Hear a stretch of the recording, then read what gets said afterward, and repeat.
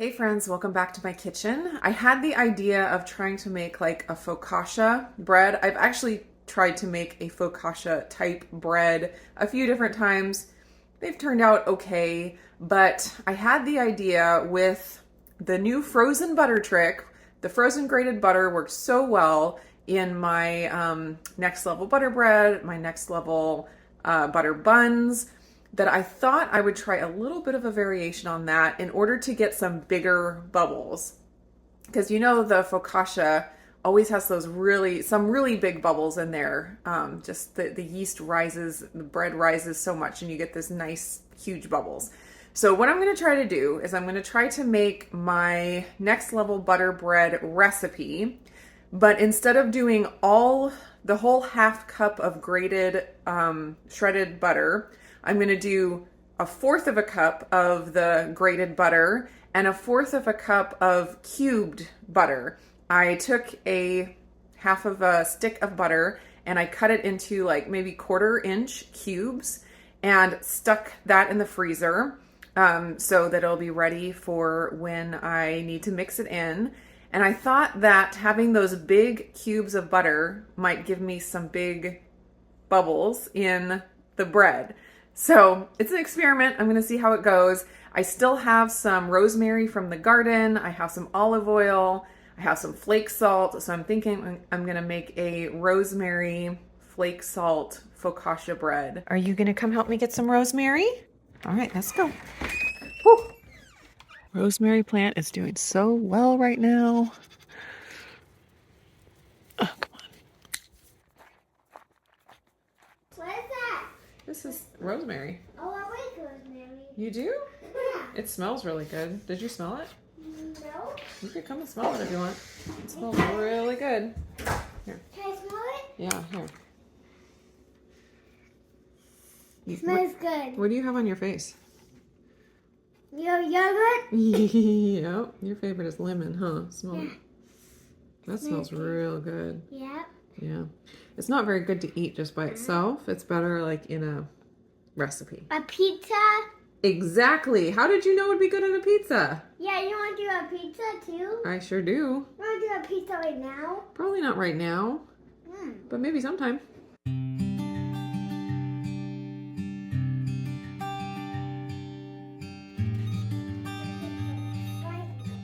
I'm using my quarter sheet pan and I have it covered with parchment paper. I'm not going to spray it because I think there's going to be plenty enough butter and olive oil over top that it's not going to need anything, and parchment paper doesn't usually stick to the egg white bread anyway. What do you want to say? I love the food that you make. You do? Yeah, What's your favorite? the green stuff. The green stuff, the rosemary? Yeah.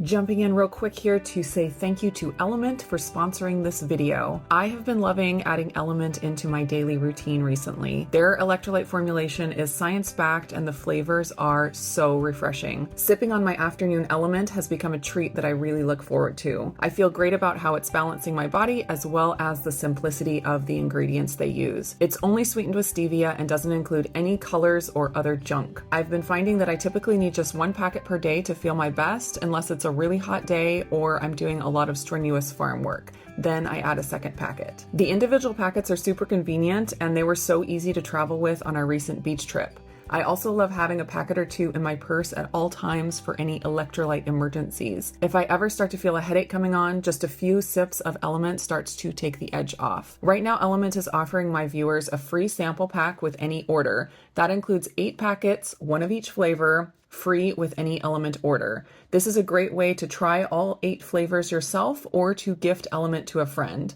You can get this deal exclusively at drinkelement.com/indigo. That's DRINKLMNT.com/indigo. This offer is available to new and returning customers, and Element always offers a full money-back guarantee. Thanks so much again to Element for sponsoring this video. Now back to the kitchen. Okay, I'm gonna go ahead and add my 2 teaspoons of yolk powder. 1 and 2. Now I'm gonna add in my 1/4 cup or half stick of shredded butter, which is 60 grams. And my half stick of cubed butter, which is another 60 grams. I'm going to turn this up just for a second. And that is it. I'm going to give this another stir to make sure everything got incorporated. And I don't want all those butter chunks to be down at the bottom. Just want to make sure they're suspended in the batter. Now, of course, in something like this, you could add flavorings like the rosemary or garlic or whatever directly to the batter. But for this one, I'm just going to keep the bread part plain and have all the flavor on the top. So I'm just going to try to spread this out as evenly as possible. And then I was wondering if there was any way I could make like the finger holes on top, like focaccia bread often has. You know, you like press your fingers into it. It has all these little finger divots on the top. I'm not sure if I'm going to be able to make that happen, but I was going to try.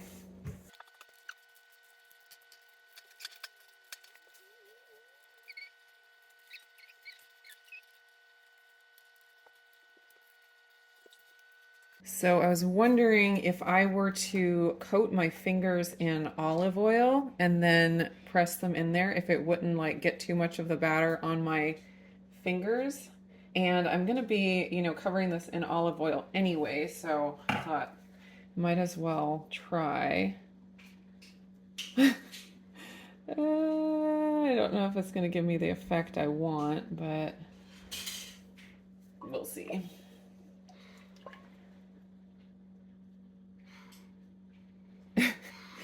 Not quite, but it was a valiant effort. I think I'd have to recoat my fingers between every time I put them in the batter, which is not super feasible, but we'll at least rough up the top here a little bit and call it good.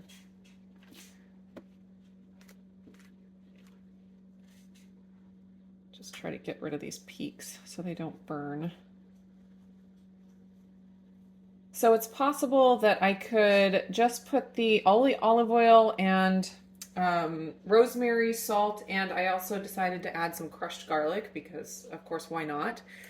I might be able to just add it right now, but what I'm thinking is I will go ahead and par bake this for about 10 minutes at 325, and then I will pull it out, drizzle it with the rest of the olive oil, and sprinkle it with the garlic, rosemary, and salt. I'm gonna go ahead and get my olive oil mixed with my rosemary and my garlic. And I don't know if that's a better choice, you know, to get it distributed on there, but I figured I'd try it. I thought if the garlic and the rosemary were coated in the olive oil, they'd be less likely to burn. That's my thinking at least. So I have probably about 2 to 3 tablespoons of chopped rosemary. And then I have 3 cloves of garlic that I crushed. And then I will still sprinkle the salt over the top. That smells very delicious. And I'd imagine it's about a 1/4 cup of olive oil. And if I need more, I will add more. Okay, there it is. It's just cooked enough that it's starting to get a little firm. A little bit of brown on there, so that's perfect. I'm just going to use a pastry brush to try to get this on evenly. And there's so much butter in the dough that I don't feel like I need to do a ton of olive oil, just enough to get all of this stuff spread out over the top. But it doesn't need to be dripping because some of the butter will, you know, kind of come out and coat the outside of the bread as well. So I think a 1/4 cup of olive oil is plenty, and that's going to make this finished bread pretty high fat macros, even higher than my next level butter bread. Trying not to press too hard because I don't want to rip, because inside is still kind of doughy. So trying to be careful here. That looks good enough. I am going to throw, actually, don't want to forget the salt. This is just Morton's flake salt. I'm going to give it a nice little sprinkle over the top.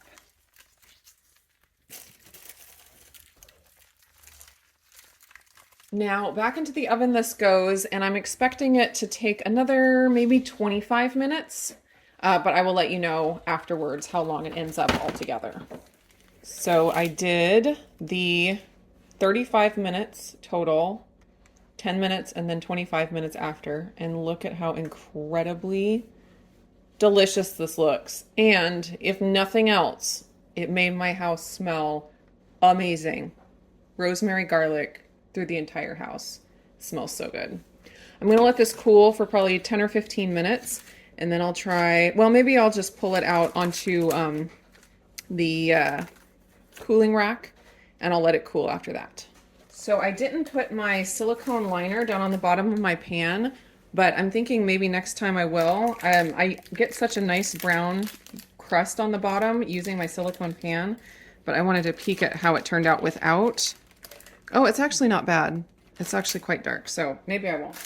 But the silicone seems to conduct heat really well. So if you're struggling with getting browning on the bottom of your bread or your buns, a silicone liner can really, really help. So I'm just gonna leave it like this for now for maybe like 15 minutes, and then I will cut into it and see if the big chunks of butter did what I was hoping they would do, which is give big bubbles to the bread. Okay, this is cooled down enough, and let's see what the inside looks like. It's very soft and light, not dense, which is definitely what you want with a focaccia bread. I'm going to cut these into a size where I think I'll be able to make some nice sandwiches with them. I also have a couple of kinds of soup that I've made recently, and I'm very excited about having something to dip in my soup. All right, now the moment of truth here to see if I got any big bubbles. Well, there's one. There's a little bit of one. Not as many as I probably would like, but I'm not going to say it looks bad. It just doesn't look quite as, you know, big bubbly as a regular focaccia would look. I mean, I could definitely add more, but that's a lot of butter. I could do all of the butter as the big chunks. See, there's a nice big bubble. That's a good one. I could do all the butter as big chunks, but I don't know. I think it's probably going to taste really good. There's a nice big bubble. A couple of them. All right, I'm going to go ahead and give a taste test here just because I need to. Oh my goodness. It's so good. I mean, it's got a half a cup of butter in there, plus at least a 1/4 cup of olive oil on top, plus the garlic and the rosemary and the flake salt. I mean, how could it be bad? Seriously. Oh my gosh, it is delicious. It would make an excellent pizza crust as well, for sure. And this is the recipe where I add extra cream of tartar to give it like a sourdough taste. I do a teaspoon and a half. You can cut it down to a half a teaspoon if you don't like that sourdoughy taste, but I really like it, and so I can taste it coming through here. So there's like a complexity of flavors with all of the toppings, plus the butter, plus the olive oil, plus that sourdough cream of tartar taste. And then if you like, you know, yeast or nutritional yeast in your bread, you could totally add that as well. That would add even another layer of flavor. But man, this is delicious. It's going to be perfect for dipping in my soup. It would also be excellent as a pizza crust. It would also be excellent as like a breadstick. If you were to pipe the batter onto a pan, you'd probably cook it a little less, but it would be delicious as a breadstick as well. Renee wanted to taste the focaccia bread. Go for it, girl. Gonna taste it crispy edge first. So what do you think? I think it's delicious, and I give it egg red thumbs up. Egg bread thumbs up. You're hilarious.